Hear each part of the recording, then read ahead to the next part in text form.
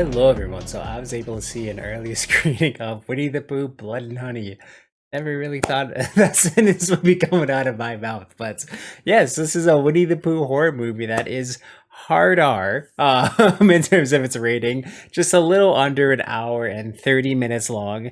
And yeah, my gosh, when I first heard about this concept, I thought it was the dumbest, weirdest thing ever. When I saw the trailer, I thought it was the dumbest, weirdest thing ever. But here I am, got to see an early screening of it, so without further ado, let me get into my review for Winnie the Pooh Blood and Honey.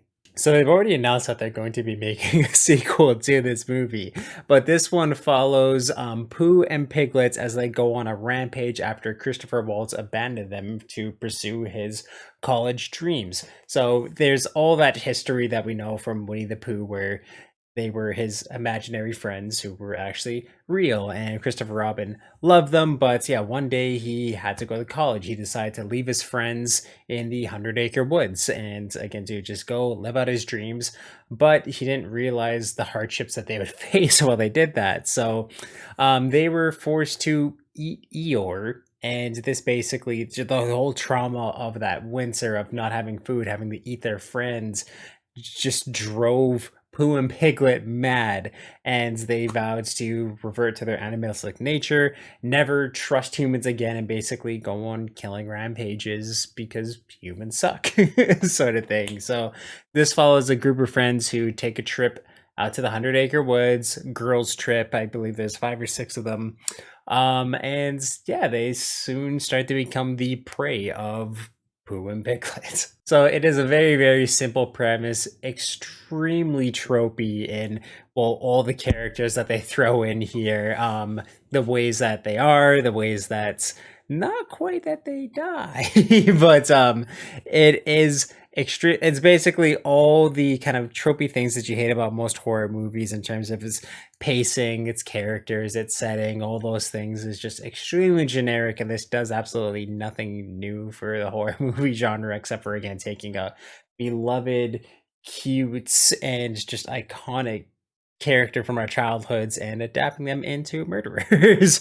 But even though like a ton of this is very, very generic, this movie was better than really it had any right being in terms of its direction and some of its acting, where I found for it being an indie movie, the kills for one are gnarly as fuck.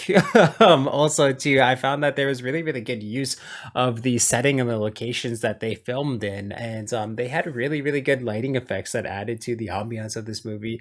A lot of the times there is some decent directing within it too, just in terms of long takes and the ways that they would shoot some of the kills. I found were just absolutely really, really, like, I get to just any better than this had for being an indie movie. Of course, you are going to have your shots that definitely do not work and are very, very poor and come off more funny than they do scary or terrifying in any way.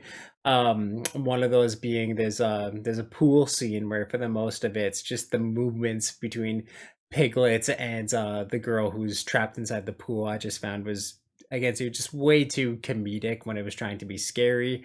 The kill itself within that sequence is pretty sweet for the most parts, but yeah, there's just some weird things where should have been hitting the body, but you just see water coming up, and I feel like they could have had some really cool blood effects in that way. But again, so some of the kills in this are gnarly, and you can see a lot of inspiration from a lot of some more of the modern day horror movies that have come out with, I want to say within like the last 5 to 6 years.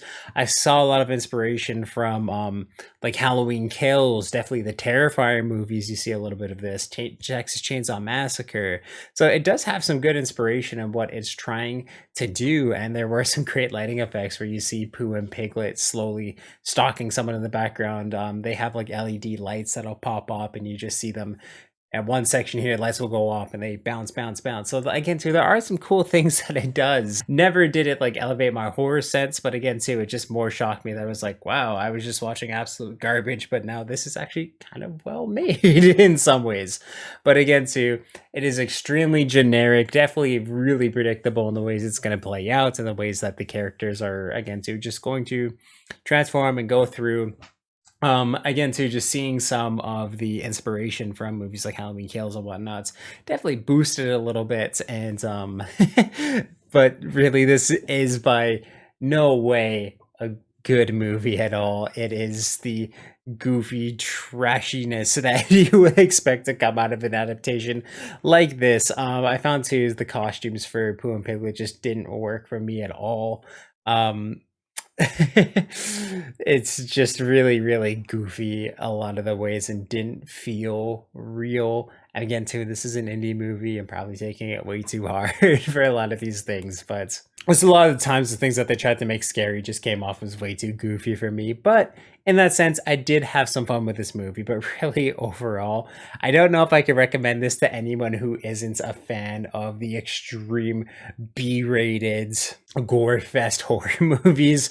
I do think some of the kills are pretty gnarly and can make up for that. But really, I'm gonna have to give this movie a 3 out of 10.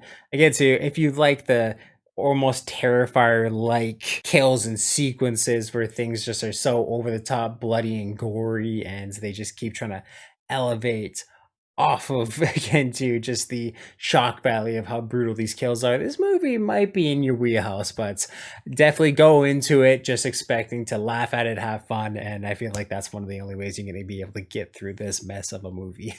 So if you've seen Winnie the Pooh, Blood and Honey, please let me know what you thought about it in the comments down below. And of course, if you like this review, definitely give it a thumbs up, and you can check out everything I do on this channel throughout the playlist down below, and I'll link some up top here for convenience sake. Thank you for subscribing and turn that little ringer on so you know when I upload new videos. If you don't check out the description of this video on my channel bio, there's a link to the Media Mountain, which is my Discord where we talk about movies, video games, comic books, TV, pretty much everything that's awesome in this world. So you can definitely join that amazing community. I'll make it even more amazing than it is already. And yeah, just awesome, guys.